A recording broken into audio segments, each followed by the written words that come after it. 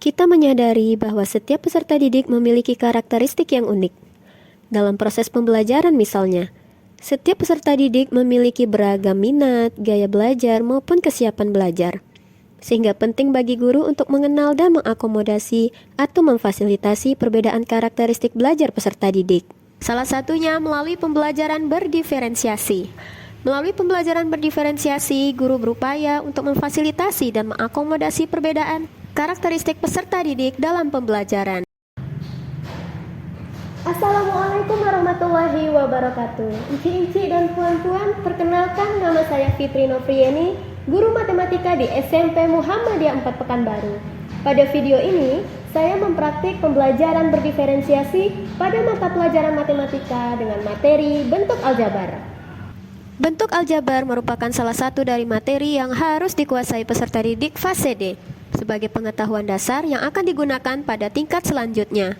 Namun, menurut penelitian oleh Chairunisa dan Roza pada tahun 2020 mengatakan bahwa beberapa peserta didik mengalami kesulitan dalam memahami konsep bentuk aljabar, sehingga sulit bagi peserta didik dalam memecahkan masalah, terutama bagi peserta didik yang memiliki kemampuan rendah. Oleh karena itu, guru perlu memetakan kesiapan belajar peserta didik melalui asesmen diagnostik. Asesmen diagnostik merupakan langkah dari pembelajaran berdiferensiasi. Di awal pembelajaran, saya melakukan asesmen diagnostik dengan materi operasi hitung bilangan bulat sebagai materi prasyarat bentuk aljabar.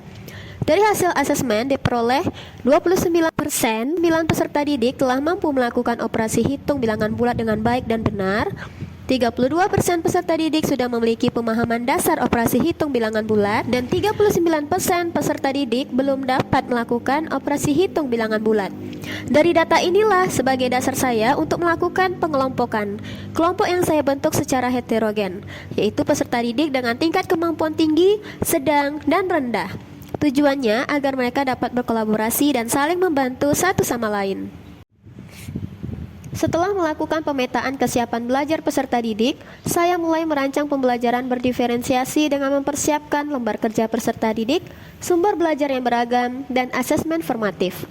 Dengan memanfaatkan teknologi, saya mengembangkan sebuah multimedia berbasis web untuk menunjang pembelajaran. Multimedia yang saya buat dikembangkan melalui platform Canva berjudul IndyMath, yaitu media interaktif berdiferensiasi matematika materi bentuk aljabar. Kemudian diarahkan pada beranda yang berisi kegiatan awal, media pembelajaran, asesmen, dan refleksi.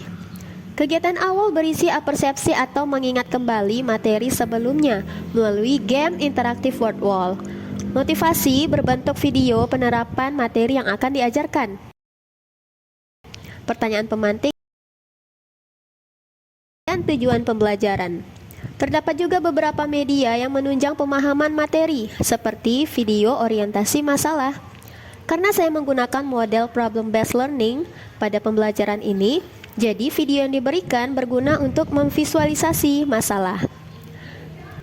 Terdapat bahan ajar dan juga video pembelajaran untuk membantu peserta didik memahami lebih dalam materi yang dipelajari. Nah, disinilah letak diferensiasi prosesnya, di mana guru mempersiapkan berbagai sumber belajar untuk menunjang pemahaman materi peserta didik. Dan media Matigon membantu memberikan visualisasi tentang penjumlahan dan pengurangan bentuk aljabar dengan baik. Dalam praktik pembelajaran berdiferensiasi yang saya lakukan menggunakan model pembelajaran problem-based learning. Hal pertama yang saya lakukan adalah mempersiapkan kelas agar kondusif untuk dimulainya pembelajaran. Menanyakan kabar peserta didik, mengingatkan kembali materi sebelumnya melalui game interaktif yaitu word wall, memotivasi peserta didik melalui tontonan video penerapan bentuk aljabar dalam kehidupan sehari-hari, memberikan pertanyaan pemantik, dan menyampaikan tujuan pembelajaran. Masuk kepada kegiatan inti. Yang pertama yang saya lakukan adalah melakukan orientasi masalah pada peserta didik melalui PowerPoint.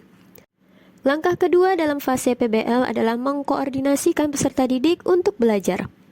Di sini peran saya yaitu membagi siswa dalam beberapa kelompok dan memberi informasi kepada peserta didik apa saja yang akan dilakukan selama diskusi kelompok. Langkah ketiga yaitu membimbing penyelidikan individual maupun kelompok. Di sini saya memberikan bimbingan kepada peserta didik yang membutuhkan bantuan selama proses maupun mengolah informasi dalam menyelesaikan masalah. Dalam upaya menyelesaikan masalah yang diberikan, peserta didik memanfaatkan sumber belajar yang telah disediakan oleh guru sebagai bentuk diferensiasi proses.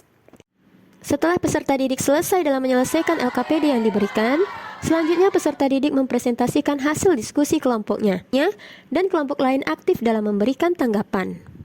Selanjutnya saya melakukan evaluasi dari proses pemecahan masalah yang telah diselesaikan, memberikan pemahaman lebih tentang penjumlahan dan pengurangan bentuk aljabar, dan memberikan pendalaman materi melalui media pembelajaran Matigon. Setelah selesai rangkaian kegiatan inti pembelajaran, saya memberikan asesmen formatif yang terdiri dari 3 asesmen yang berbeda berdasarkan tingkat kesulitannya. Tidak lupa, di akhir pembelajaran, guru melakukan refleksi terhadap kegiatan pembelajaran hari ini. Untuk mendapatkan perbaikan dari multimedia yang dikembangkan, saya melakukan sharing kepada rekan sejawat. Di sini saya mempresentasikan media yang saya kembangkan dan mendapatkan respon yang baik dari guru-guru serta masukan yang tentunya sangat